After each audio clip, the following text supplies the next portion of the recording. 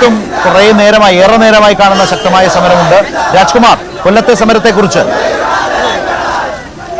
കൊല്ലം എക്ഷൻ college ജംഗ്ഷനിൽ നിന്നാണ് ഈ പഠിപ്പ് നിരത്തി എസ്എഫ്ഐ പ്രവർത്തകർ മാർച്ചായിട്ട് കൊല്ലം പോസ്റ്റ് ഓഫീസിന്റെ മുന്നിലേക്ക് എത്തിയത്.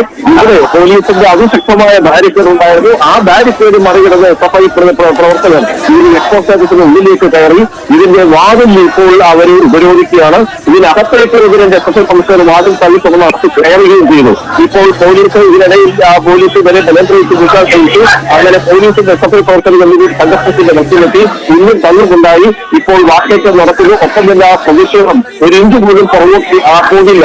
ഡിസിയുടെ ധിക്കാരപരമായ നിലപാടുകൾ തിരുത്തുക, ചാൻസലറുടെ ധിക്കാരപരമായ നിലപാടുകൾ തിരുത്തുക എന്ന മുദ്രാവാക്യം ഉയർത്തിക്കൊണ്ടാണ് എസ്എഫ്ഐയുടെ പ്രതിഷേധം ഇപ്പോൾ ഇവിടെ തുടരുന്നത്. കാസർഗോഡ് നിന്നുള്ള ദൃശ്യങ്ങൾ, കൊല്ലത്തു നിന്നുള്ള ദൃശ്യങ്ങൾ, അതുപോലെ തന്നെ ഇപ്പോൾ കാസർഗോഡ് ജലപീരങ്കി പ്രയോഗിച്ചിരിക്കുന്നു. ബാരിക്കേഡ് ഭേദിച്ച് ഇപ്പുറത്തേക്ക് വരാൻ ശ്രമിക്കുന്ന പ്രവർത്തകർക്ക് നേരെയാണ് ജലപീരങ്കി പ്രയോഗിച്ചിരിക്കുന്നത്. ജലപീരങ്കി പ്രയോഗിച്ചാലും ഈ സമരത്തിൽ നിന്ന് പിന്നോട്ടില്ല എന്ന നിലയിൽ കേരളത്തിന്റെ ഉന്നത വിദ്യാഭ്യാസ രംഗത്തെ സംരക്ഷിക്കാനുള്ള ഒരു പ്രതിജ്ഞാബദ്ധതയാണ് ഈ സമരത്തിലൂടെ എസ്എഫ്ഐ ജനങ്ങളോട് വിശദീകരിക്കുന്നത്. ഇത് ക്യാമ്പസുകളുടെയോ വിദ്യാർത്ഥികളുടെയോ യുവജനങ്ങളുടേതോ മാത്രമായ പ്രശ്നമല്ല. കേരളത്തെ തന്നെ അപകടകരമായ നിലയിൽ മതരാഷ്ട്രീയത്തിലേക്കും ഉന്നത വിദ്യാഭ്യാസ രംഗത്താകെ ഈ വിധം RSS വൽക്കരണം നടത്തുന്നതിനും തുനിഞ്ഞിറങ്ങിയ ചാൻസലർമാർ, ആ ചാൻസലർമാർ എന്നുള്ളത് ഗവർണർമാരാണ്. ആ നിലയിൽ അവർ നടത്തുന്ന പ്രവർത്തനങ്ങൾക്കെതിരായ ശക്തമായ പോരാട്ടം തന്നെയാണിത്. കേരളത്തിന്റെ ഈ ഉന്നത വിദ്യാഭ്യാസ രംഗത്തെ വളരെ ആസൂത്രിതമായി തകർക്കാൻ ശ്രമിക്കുന്ന RSS കാര്യപരിപാടി നടപ്പാക്കുന്നവർ രാജ്ഭവനിലേക്ക് വരാൻ തുടങ്ങിയ കാലത്ത് കേരളത്തിന്റെ നിയമസഭ അതിനെതിരായ നിയമം പാസാക്കി ഈ പദവിയിൽ നിന്ന്, ചാൻസലർ പദവിയിൽ നിന്ന് ഗവർണർമാരെ ഒഴിവാക്കുന്ന നിയമം പാസാക്കി ഒപ്പിടാൻ ഗവർണർക്ക് നൽകിയിട്ടും ഇതുവരെ ഒപ്പിടാതെ അത് പിടിച്ചുവെച്ചുകൊണ്ട് തന്നെ ഭരണഘടനാ വിരുദ്ധമായി പെരുമാറുകയാണ്. അതിനെതിരായ അതിശക്തമായിട്ടുള്ള ആ നില തുടർന്നുകൊണ്ടാണ് ഒപ്പം സർവകലാശാലകളിൽ ഇങ്ങനെയൊക്കെ പെരുമാറുന്നത്. നമ്മുടെ സർവകലാശാലകളിൽ ഒന്നിൽ പോലും ഈ പറഞ്ഞതുപോലെ സ്ഥിരം വൈസ് ചാൻസലർമാരെ നിയമിക്കാൻ കഴിയാത്ത സാഹചര്യം നിൽക്കുന്നു. എന്നിട്ട് താൽക്കാലിക വൈസ് ചാൻസലർമാരായി ഇഷ്ടക്കാരെ കൊണ്ടുവരുന്നു. RSSന്റെ താല്പര്യങ്ങൾക്കൊത്തു തുള്ളുന്നവരെ വൈസ് ചാൻസലർമാരാക്കുന്നു എന്ന അതിശക്തമായ വിമർശനം നിൽക്കുന്നു. അത്തരം സാഹചര്യങ്ങൾ വെളിപ്പെടുന്ന, ആ വിമർശനം ശരിവെക്കുന്ന നിരവധി അനുഭവങ്ങൾ ഉണ്ടാകുന്നു.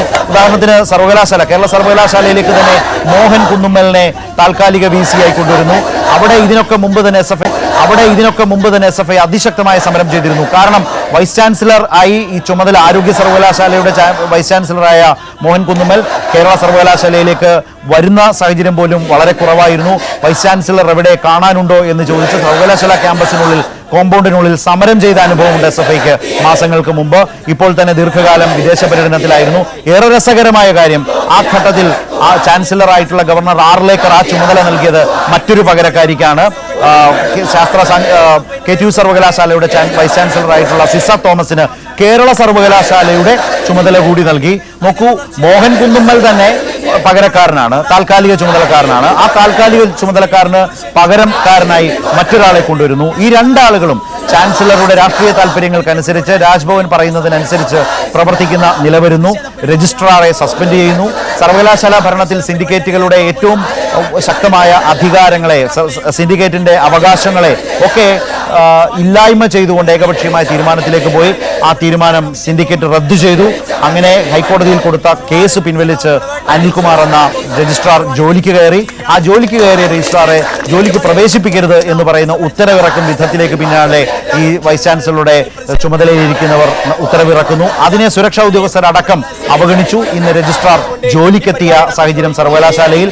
മറുഭാഗത്ത് ഇങ്ങനെ ക്യാമ്പസുകൾക്ക് മുമ്പിൽ കേരളത്തിന്റെ തെരുവോരങ്ങളിൽ അതിശക്തമായ സമരം, അത് കാസർഗോട്ടും കൊല്ലത്തും അതുപോലെ തന്നെ തിരുവനന്തപുരത്ത് സർവകലാശാല ആസ്ഥാനത്തും അല്പസമയത്തിനകം രാജ്ഭവന് മുന്നിൽ എസ്എഫ്ഐയുടെ അതിശക്തമായ സമരവുമൊക്കെ അരങ്ങേറാൻ പോവുകയാണ്.